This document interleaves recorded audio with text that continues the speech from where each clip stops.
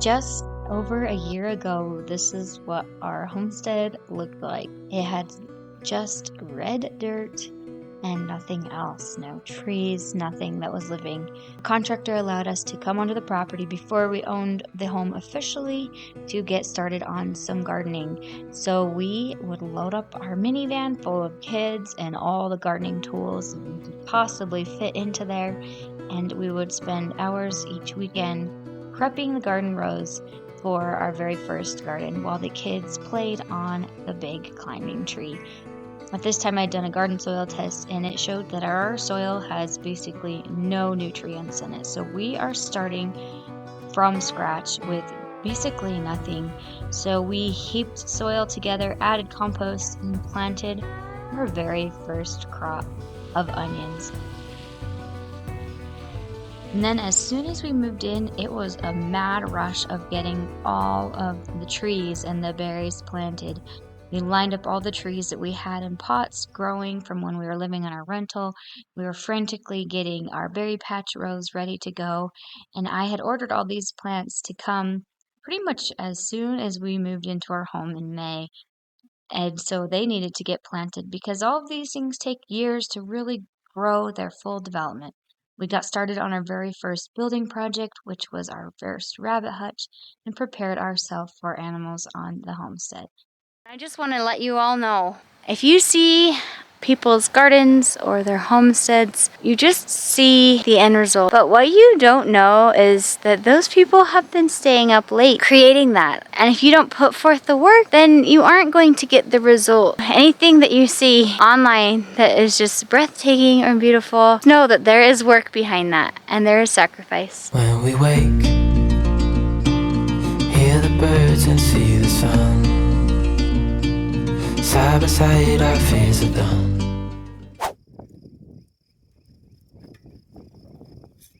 Okay, excuse the pile of boards. Can you make it, bud? Today we are focusing on the gardens, but before we plant anything, we're gonna see if we have any strawberries ready for eating. There's tons. Oh, Douglas, there's one. We need a little snack before we go out. Right here, bud.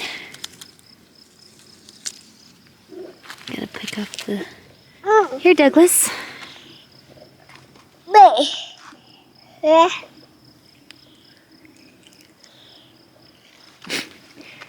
Yum. Gonna find another one? Do you see one?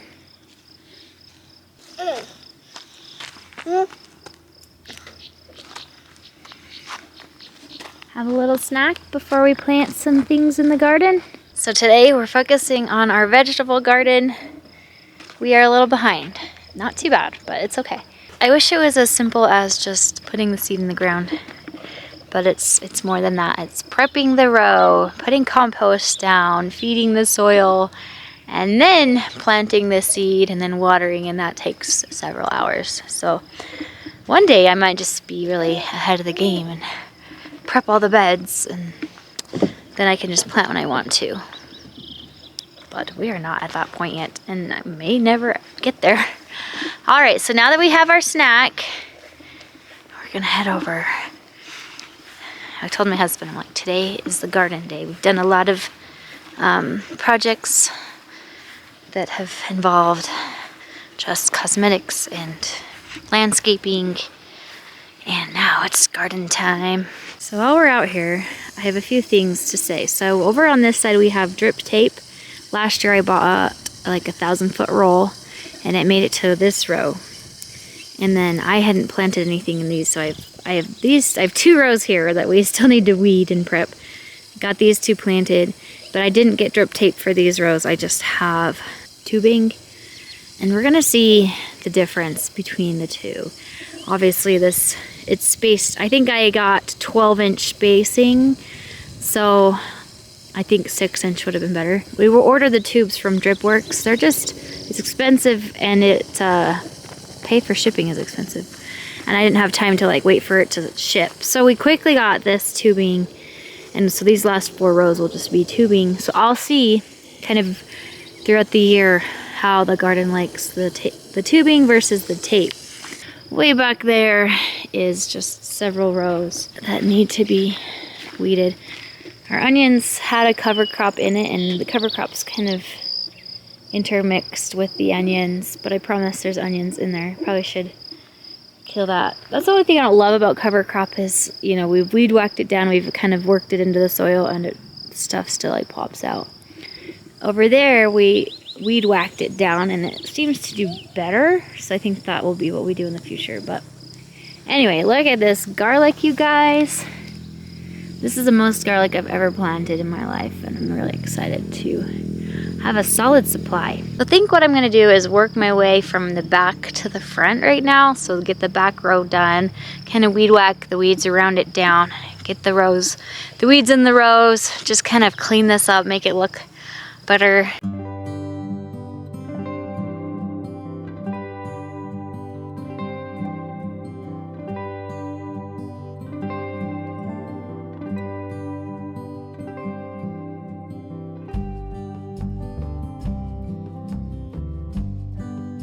Alright, I made it about halfway down the row weeding. It's looking really good, but baby's awake, so time to go feed the baby, feed the kids a snack or lunch, turn off this water, and we'll be back out.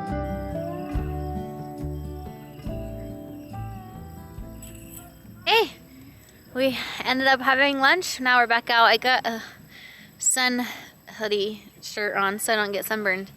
It's a cool day, so it won't be too hot. Let's get started weeding. I'm gonna have my husband, Nate, finish weed whacking. There's like a little bit of cover crop left. And then around the borders on the outside where the weeds are. And then rip out all the thistles that are starting to grow in our garden. And hopefully I can kind of weed these 3 rows and get these planted. I have 2 different kinds of corn. So I have like a sweet corn variety, and I also have a glass gem corn we like to plant for decoration.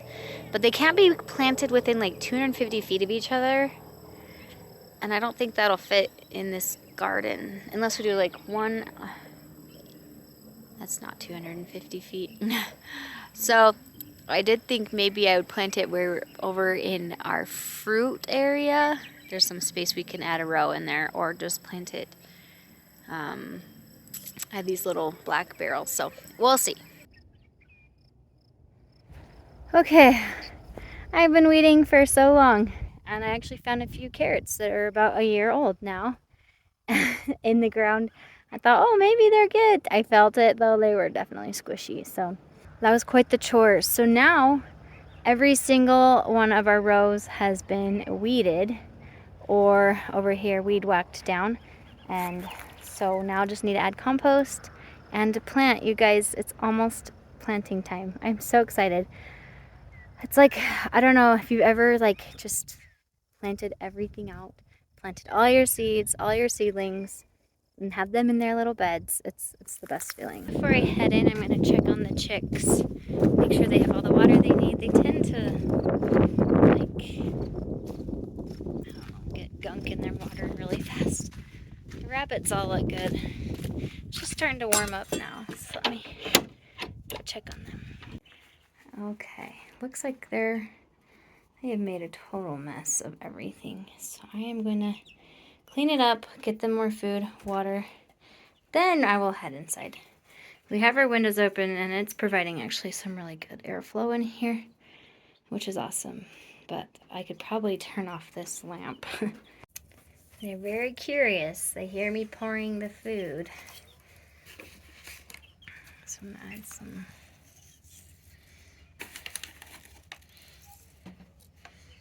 They're gonna probably go nuts because it's been empty. Okay, there's your food. Something I like to do to get them used to me is feed them out of my hand. Is it too high? Come here. So these older looking ones with the feathers, the bigger ones, they were about 2 weeks old when we got our other chicks. And they've been able to transition just fine. I was a little nervous, so like the first day when they were all integrated, I definitely checked frequently. We watched them for a little bit before leaving, and they did fine. Out here, we're out doing our chores. There's a milk jug out here, Hazel, you can use. Everyone's helping out. You wanna come plant some corn with us? Come on. Plant corn. Okay, Philip, do finish your chore. We're not planting it yet. I've got to smooth out the garden row. So, watered the carrots. Maybe we'll see them pop up today. Maybe we won't. Rowan, maybe your chore should be to weed the peas. Got some weeds growing in there. Yeah, but the weeds are not as big as the peas. They're not.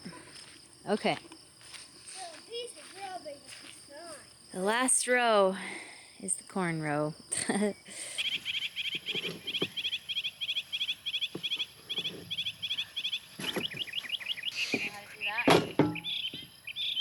I'm gonna poke a hole with this stick, and then you'll all take turns putting corn in. So some of you be on one side and some of you be on the other side.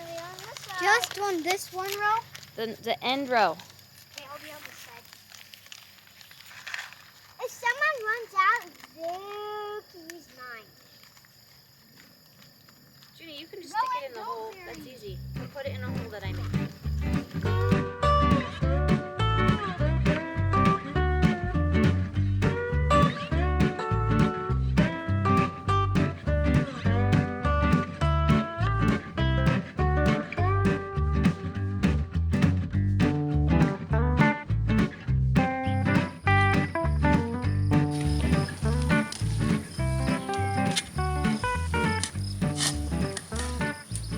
Whoa, Mom! There's one giant weed in this barrel right here.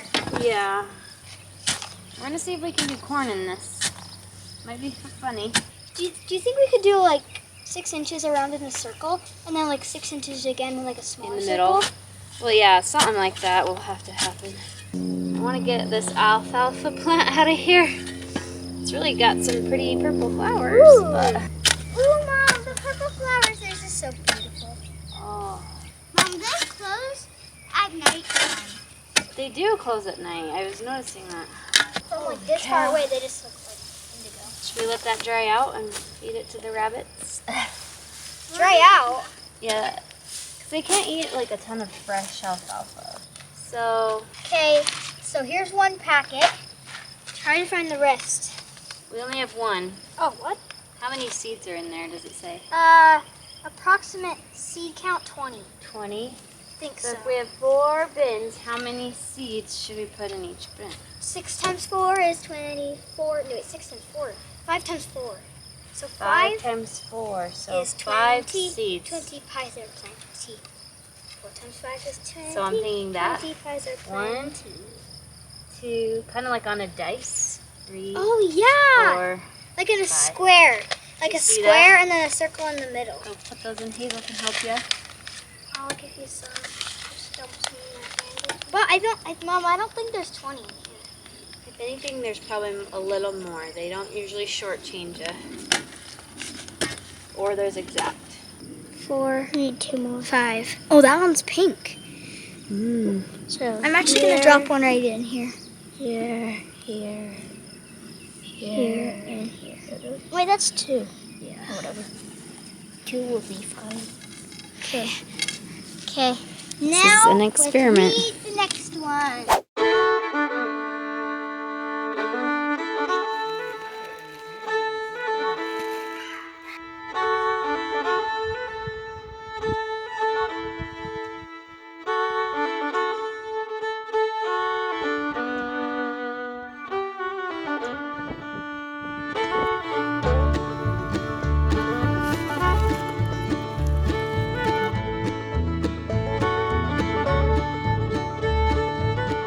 It's project plant the flowers out of here. So we got most of the flowers we had in here except for the hollyhocks. I have so many of those. I still have a bunch in here and I don't really want them in this, but this is our flower row. So we just planted a bunch of wildflower seeds and probably a hundred of our own flowers that we planted. And then I have some things I want to plant in the herb garden. This mint that I'll put in that pot, just mulched the mint. But our herb garden is coming to life. The sage is beautiful. It's flowering now. The parsley is about to flower. Cilantro, dill, thyme is flowering. I want to plant this mint in that pot. My mint last year died because I wasn't watering it. I have some catnip, just a little bit, some basil seeds, and lemon balm to add in here. I also have lamb's ear that I want to put in this shady area because it seems to like that better. So I've cleaned this up. The kids took my rock borders, so I'm trying to find all those back and put them back on it. Maybe you can help me, Rowan. And it's looking good. So I'm trying to count how many crops I still want to plant in our garden so I know how to space things out and kind of budget each garden row basically. Nate is back here. He's prepping our last rows. Well, he's going to try to get as many as he can done tonight for me because he's so nice. So we have cucumbers. We have celery. We have more celery in the house. I have, so that's 2. I have black beans. I have green beans, tomato row, pepper row, what else? Beets, and I think that's it. Maybe. So 7 rows. Happy last frost date. It is time to plant everything, as much as everything as I possibly can today. I have a morning. My husband's gonna take the kids for the morning, do the morning shift. And I'm gonna plant as many things as I can. It's our minuscule growing season. It gets shorter and shorter with each passing day.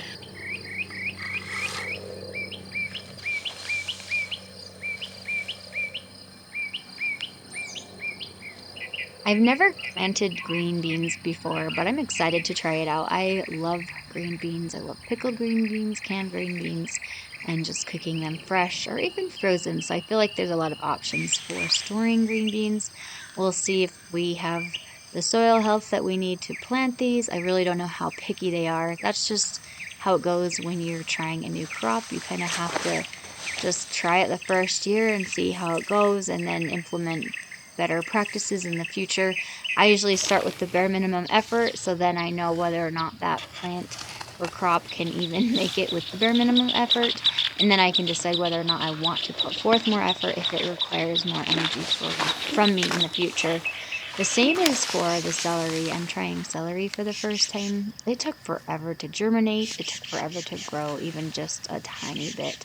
So we'll see if anything comes of these and if we even have a long enough season for these celery plants to grow enough for it to be worth it. But I love having celery, especially for the winter months. So beets. I'm trying golden beets for the first time, and I'm also doing just the regular ruby red beets that I have grown in these beets. I'm excited to try golden beets. I love just the normal red beets, but I've heard the golden ones have an even better flavor, so I'm really looking forward to those.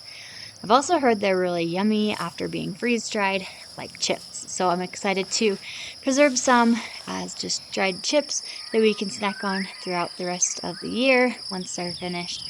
And with the red ones, I plan on just making pickled beets to have. I just finished the beet row. I planted all of my beets. I don't even know how many packets that was. Like 8 or 10. I will say I have some beets from M.I. Gardner and some from Baker Creek. And the Baker Creek packet had like double or even triple the amount of seeds in the packet. The M.I. Gardner seeds are super cheap, but they also, I've noticed, have fewer seeds in them. But they've still been really good quality seeds, just less of them. 1 year ago, we started everything from scratch, and this spring we have been able to build on what we created last spring. It has been so nice to have a few systems in place to be able to just freshen up, add compost, just improve a little bit, and then build from there. I'm looking so forward to improving things each year, adding new animals, improving the gardens, growing the gardens. You guys, it's going to be amazing, and I hope to have you join me along for this journey. It's such a fun experience. And if you want to keep watching and seeing this dream grow and be inspired yourself, please hit the subscribe button, and we'll see you guys next week.